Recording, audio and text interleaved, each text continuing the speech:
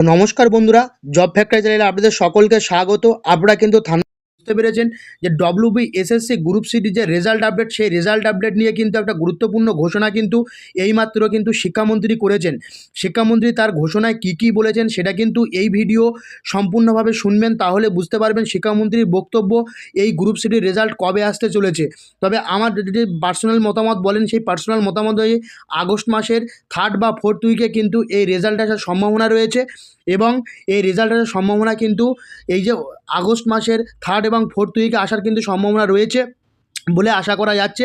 সেটা কিন্তু মুখ্যমন্ত্রীর বক্তব্য একটু হলেও স্পষ্ট আছে, কিন্তু মুখ্যমন্ত্রীর বক্তব্য অনুযায়ী যারা ইন্টারভিউয়ের প্রিপারেশান নিচ্ছিলেন তারা কিন্তু অবশ্যই ইন্টারভিউয়ের প্রিপারেশান নেওয়া শুরু করুন, কেননা হঠাৎ করে একটা রেজাল্ট কিন্তু বার করে দিতে পারে এবং এই রেজাল্ট বার করার পরেই কিন্তু সঙ্গে ইন্টারভিউ স্টার্ট হবে। তবে আমার যতটুকু মতামত সেটা হচ্ছে যে পুজোর আগে কিন্তু আপনাদের ইন্টারভিউ কিন্তু কমপ্লিট হবে, পুজোর পরে গিয়ে কিন্তু কাউন্সিলিং বা ডকুমেন্টস ভেরিফিকেশান সব কিছু হবে। আমার যেটা মন বলছে যে সেপ্টেম্বর মাস নাগাদ আপনাদের কিন্তু এই যে ইন্টারভিউ বা টাইপিং টেস্ট সেপ্টেম্বর মানে পুজোর আগেই কিন্তু কমপ্লিট করে রাখতে চাইছে। পুজোর পরে কিন্তু আপনাদের রেজাল্ট আসার সম্ভাবনা কিন্তু থাকছে, ফাইনাল রেজাল্ট, অর্থাৎ ফাইনাল রেজাল্ট যেটা মেরিট লিস্ট, যেখানে আপনারা চাকরি পাবেন। এবার আপনারা শিক্ষামন্ত্রীর বক্তব্যটা সম্পূর্ণভাবে শুনে নিন। বলুন।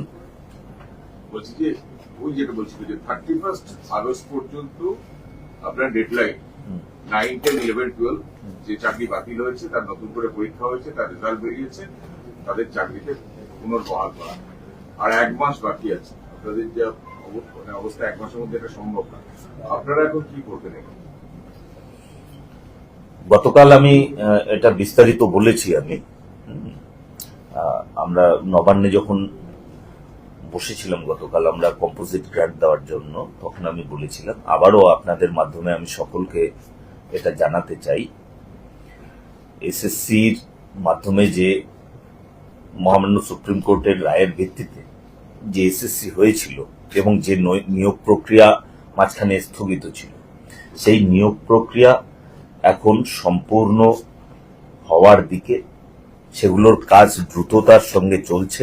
আমরা অতি স্বল্প সময়ের মধ্যে আমরা এই নিয়োগ প্রক্রিয়া সম্পূর্ণ করব এবং যদি কিছু বাকি থাকে, আমরা যদি কোথাও দেখি যে আরো কিছু সময় প্রয়োজন, আমরা মহামান্য উচ্চ আদালতের কাছে আবেদন করব এবং আমরা কিছু সময় চেয়ে নেব। সেখানে একটা সংযোজন আছে, গ্রুপ সিডি কর্মীরা তারা কিন্তু এই দুর্নীতির জন্য কেউই বেতন পাচ্ছেন না, তাদের রেজাল্টটাও বেরোয়নি।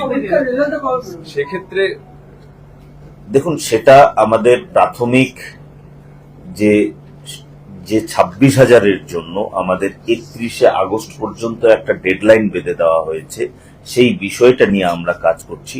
গ্রুপ সিডির জন্য আমাদের তাদের যে রেজাল্ট সেটা আমাদের প্রস্তুত হয়ে আছে, সেটাও আমরা বের করব, কিন্তু এই বিষয়টাকে আমরা গুরুত্ব দিচ্ছি যেহেতু এখানে সুপ্রিম কোর্টের একটা বিষয় আছে।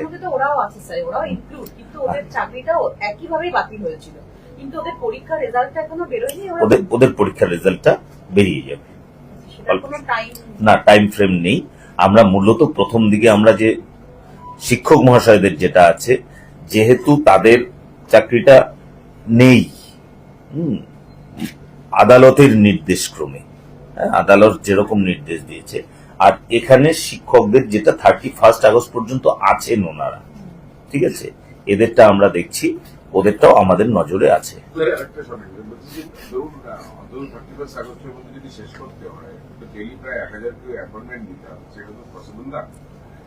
দেখুন, আপনার পরন্তু কিন্তু কি হবে যেন কন্ডিশনায় আমি উত্তর এই মুহূর্তে আমি দিতে যাচ্ছি না। একদম পরিষ্কার আবারও বলছি যে আমাদের প্রসেস অনেক দূর এগিয়ে গেছে এবং আমরা 31শে আগস্টের মধ্যে যে হায়ার সেকেন্ডারি যেগুলো হয়েছে সেগুলো আমরা সম্পূর্ণ করব। হ্যাঁ, পড়ুয়া শূন্য স্কুল থেকে যে শিক্ষকেরা আছেন, শিক্ষক মহাশয়রা সেখানে আছেন, তাদেরকে পড়ুয়া যুক্ত স্কুলে নিয়ে যাওয়ার প্রক্রিয়া চলছে।